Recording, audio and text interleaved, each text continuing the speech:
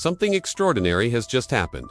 For the first time in modern astronomy, the James Webb Space Telescope has observed a collection of cosmic events so bizarre, so interconnected, that scientists across the world are rethinking everything. We thought we knew about the origins of life and the nature of the universe itself. In a single month, the telescope captured crystalline water ice forming around a young star, carbon-rich disks swirling around newborn planets, and even chemical signatures that seemed to defy the laws of physics. But that wasn't what stopped the world. It was what Webb found next, inside the darkness between stars, in the atmospheres of alien worlds, and in the very building blocks of what we call existence. From frozen oceans on distant planets to chemical trails that mirror life itself. The universe just sent us a message. And this time, we finally understood it. It all began with a young, sun-like star, HD 3027, just 155 light-years away. Using its near-infrared camera, Webb peered into a dusty ring of debris swirling around this infant star, the kind of place where planets are born. What it found was stunning. More than 20% of the disk's mass is made of crystalline water, ice-bound, together with dust grains, forming what scientists now call dirty snowballs. These are the seeds of oceans, the very material that once bombarded early Earth and gave rise to life. But here's the catch. This system is only 23 million years old, still in cosmic infancy.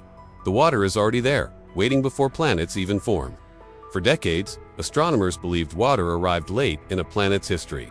Webb just proved the opposite, that water exists from the beginning, shaping the birth of worlds long before they can ever host life. In that frozen halo of light, the telescope may have witnessed the first chapter of creation itself. While the star HD 1327 unveiled the birth of water, another discovery came from a world far stranger, a young gas giant named CT Chabi, orbiting a dim sun 620 light-years away. Webb's mid-infrared instruments detected something never seen before, planet with its own debris disk, a swirling ring of carbon-rich dust encircling the planet itself. This wasn't a ring system like Saturn's, but an entire miniature, the version of a solar system forming around a planet, not a star. The chemistry inside was completely alien. Unlike the icy composition seen in stellar disks, CT Chabi's environment was dominated by carbon compounds, complex reactive molecules that form the backbone of life. It suggested that carbon-based chemistry might begin in places scientists never imagined possible. The discovery shattered old models of planetary formation, forcing researchers to accept a stunning idea that planets may not only form from starlight, but from darkness. But Webb wasn't done. Pointing its golden mirrors toward a dim brown dwarf named Wolf 1130A, the telescope detected something that left scientists speechless: vast amounts of phosphine gas. On Earth, phosphine is produced almost exclusively by microbial life or human industry. Its presence near a failed star, a body too small to ignite nuclear fusion, defied every natural explanation. How could a world without energy or sunlight generate a gas so intimately tied to biology? Some suggested chemical reactions deep inside metallic clouds. Others whispered about something stranger, that phosphine could be the chemical footprint of processes we don't yet understand. To the scientific community, it was déjà vu. They had seen this before, years earlier. On Venus, another phosphine signaled that was dismissed as a glitch. But this time, the evidence was undeniable. Somewhere between a planet and a star, in the cold twilight of Wolf 1130C, the signature of life, or something very much like it, was burning. Then Webb turned its gaze deeper, not toward nearby stars, but to the dawn of time itself. There, in the faintest corners of the early universe, it found something no one expected. Dozens of red points of light scattered among primordial galaxies. At first, they were thought to be distant stars. Then came the shock. Their luminosity was too intense, their energy too concentrated. They weren't stars, and they weren't galaxies. Webb's spectrometers revealed what no telescope had ever seen before: objects that are both stars and black holes at the same time. Scientists call them black hole stars hybrids, formed in the chaos of the universe's birth. Small black holes consuming matter so fast that they glow brighter than entire galaxies, cloaked in a luminous shell of energy that mimics a star's surface. For the first time, humanity was witnessing the monsters that built the cosmos, the ancestors of every galaxy we see today. The finding wasn't just historic, it was existential. If these hybrids truly existed, then the universe began, not with order, but with hunger. While the James Webb Telescope was busy capturing the birth of galaxies, it also turned its golden eyes toward something much closer: Saturn and Uranus, the sleeping giants of our own solar system. For decades, we believed We understood them frozen worlds, wrapped in storms, predictable, unchanging. But Webb's infrared vision revealed that their atmospheres are alive, breathing, shifting, pulsing with energy. On Saturn, Webb detected enormous plumes of methane rising and falling in rhythmic waves, as if the planet itself were inhaling. The shock came when scientists compared these fluctuations to solar data. The pattern matched perfectly with the sun's rotational pulse, as though Saturn was somehow synchronized with the heartbeat of our star. On Uranus, things were even stranger. Webb captured a massive vortex near the North Pole, so vast it could swallow Earth whole. Yet inside it, temperatures spiked to levels no model could explain. The gases within seemed to generate heat spontaneously, hinting at unknown chemical reactions or, perhaps even electrical feedback within the planet's magnetic field. For the first time, astronomers began to suspect that gas giants might not just be planets. They could be natural reactors, driven by forces that connect them directly to the sun itself. Then came Pluto and Makemake, two frozen relics orbiting the edge of our solar system.